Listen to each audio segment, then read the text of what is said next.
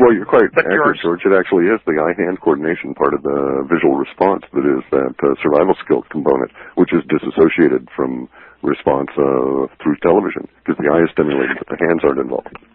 And if you don't have any money at all, you could still put in a garden and at least develop skills of self-sufficiency.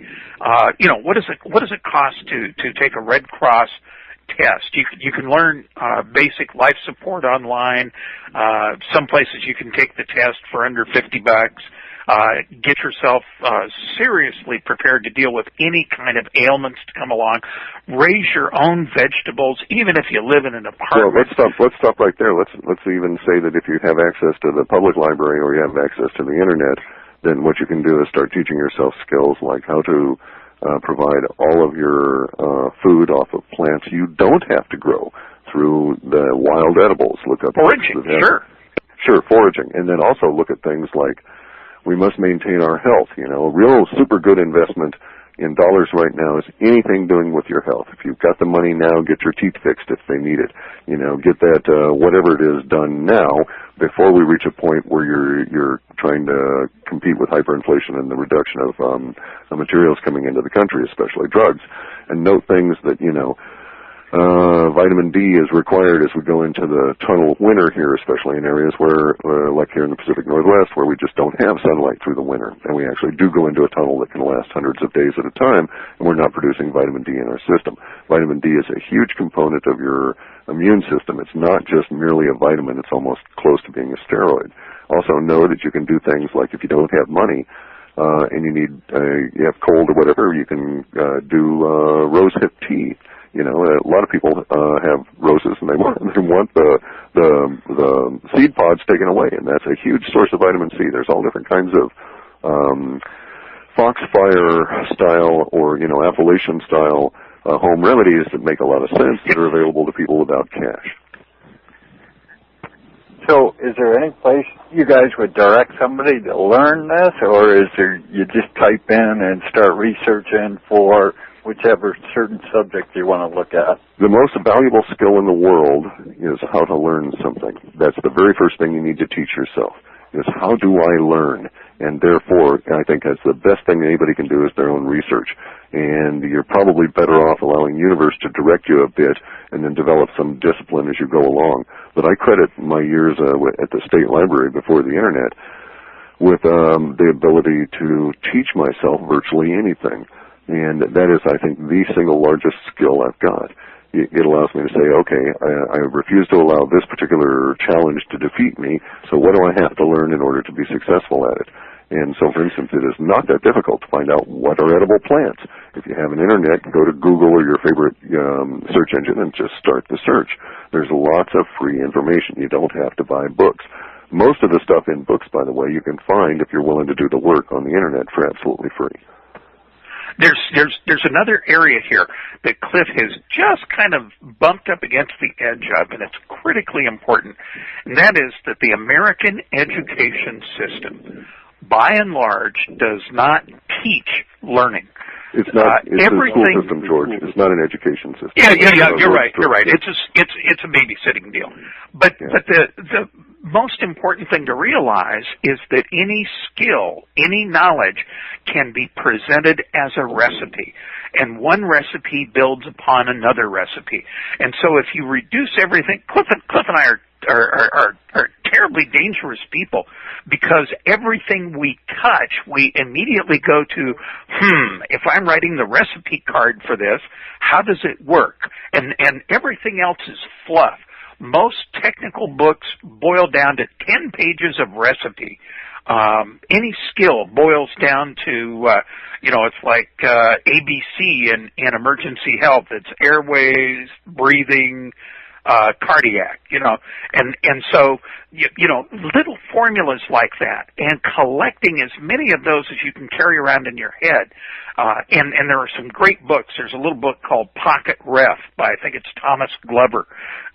Virtually every formula for anything you need to build a house, a factory, rebuild a country. Even metallurgy, anything. Yeah. I mean, book. Yeah. The atomic table, strength of 2x12s, 20 feet long, if it's number 2 standard and better, or that kind of stuff. It's all in there.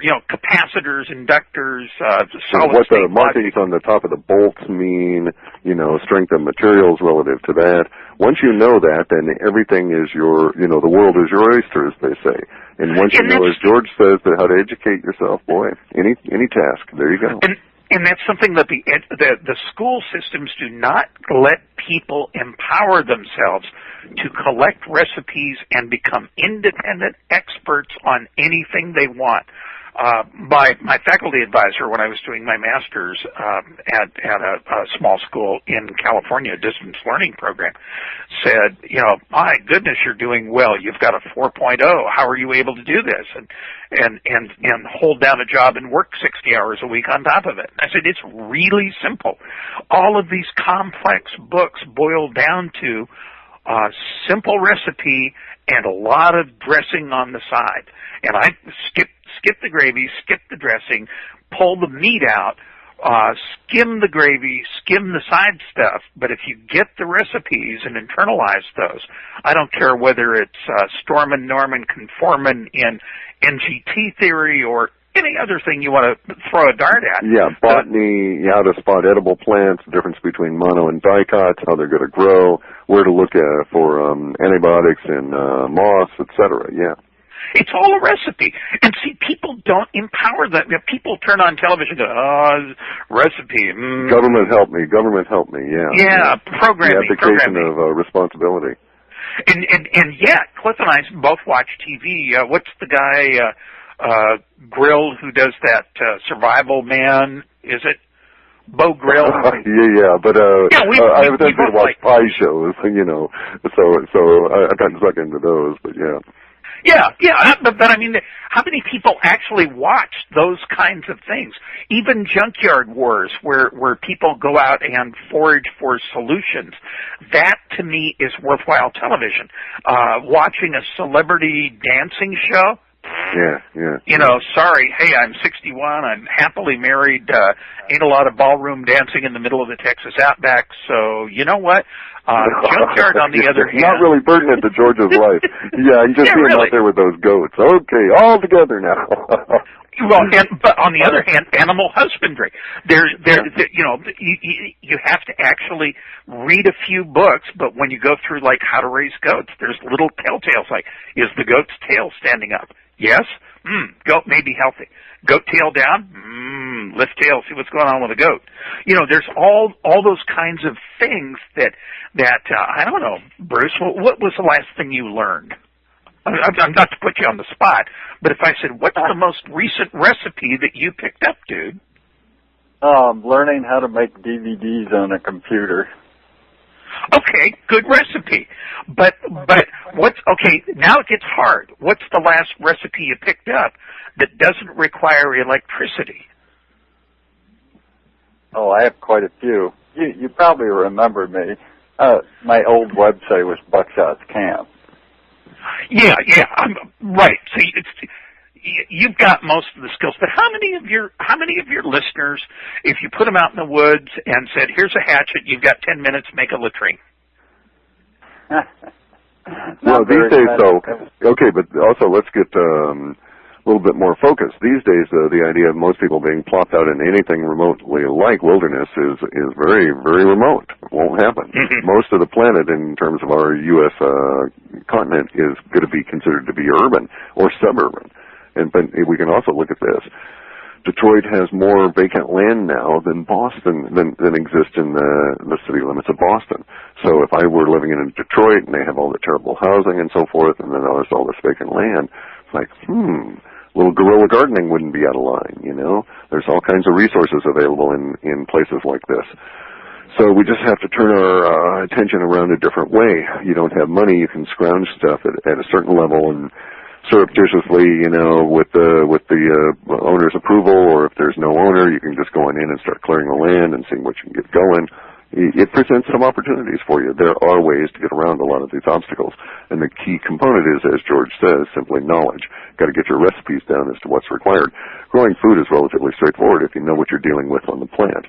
You know, if your diet depends on lentils, well, hey, learn all the recipes for growing lentils and what they look like when they're healthy and under what circumstances can you grow them. And by the way, you could actually grow enough lentils in a city to survive on, because lentils are a very high quality protein. So there's all different kinds of ways to get through this without getting caught up in all of the drama and the hysteria that's going to be coming our way, which is now manifesting, getting us way back to the beginning of the show, now manifesting at the upper echelon, and will soon be rolling through the propaganda towards us. We'll see it, I think, actually November 5th onward. And George may be correct in terms of how long it takes.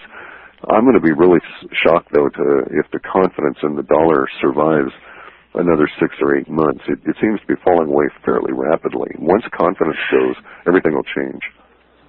It'll change, but... Hang on just a second, George. I got to interrupt you, because I got to get this question's been driving me nuts.